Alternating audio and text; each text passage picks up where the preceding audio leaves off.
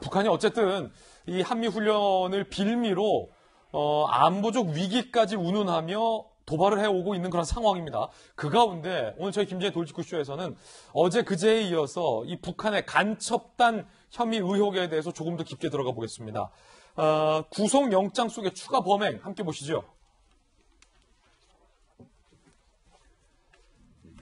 김정은의 위대성을 선전했다.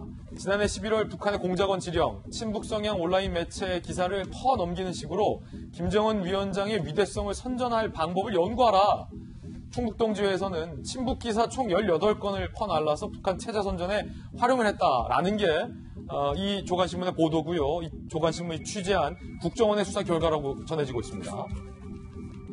지난 5월 이들은 100개 이상의 파일을 삭제했다라는 의혹도 있습니다. 압수수색 실시 직전에 USB 7개, 파일 123개를 파악하거나 훼손했다.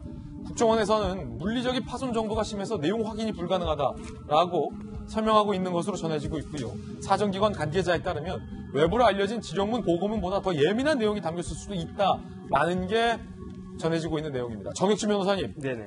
100개 이상의 파일을 삭제했다. 그리고 이들이 삭제하지 않고 남은 파일 등에 압수된 근거로 보도되고 있는 내용들은 조국 국면에서 야당을 공격하라, 박근혜, 특히 뭐 보수 괴멸, 뭐 총선 이런 것들이었는데 삭제된 내용은 뭘까요, 그럼?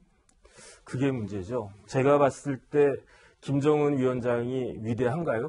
그 위대하다고 생각한 사람이 얼마나 있을까라는 게 제 개인적인 생각이고, 그 다음에 북한의 체제가 옛날 뭐 30년, 40년 전하고 틀려서 지금의 그 체제를 선전한다고 해서 거기에 동조하는 사람들이 얼마나 있을까라고 저는 생각을 했는데, 요번 간첩 사건을 보면서 그게 아닐 수도 있구나. 저런 식으로 이야기하면 정말로 김정은 위원장이 나이도 어리고 하지만은 위대한 사람이다라고 생각할 수도 있겠구나. 그 다음에 체제에 대해서 아직까지도 그렇게 민감하게 반응한 사람들이 있을 수도 있겠구나라는 생각을 첫 번째 하고요. 예. 그다음 두 번째는 그래도 대부분의 우리나라 99% 이상에 되는 사람들이 저런 이야기에 현혹되지는 않을 테니까.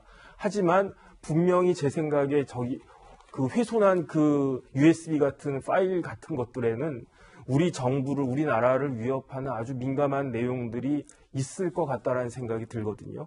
그것이 무엇인지를 확인하는 것이 국정원의 역할인데, 그런데 어쨌든 지금 여태까지 우리나라가 그 미국 대북 관계에 있어서 너무나 느슨한 태도로 해온 것이 아닌가 그런 생각이 들기 때문에 국정원의 그 존재 이유가, 가장 큰 존재 이유가 이런 일들에 대해서 명확한 그 처리를 하는 것이기 때문에 국정원이 잘 밝혀주기를 바랍니다. 이렇게 USB 등을 삭제한 것이 어떤 범죄의 증거 인멸과 관련된 처벌로도 이어질 수 있습니까?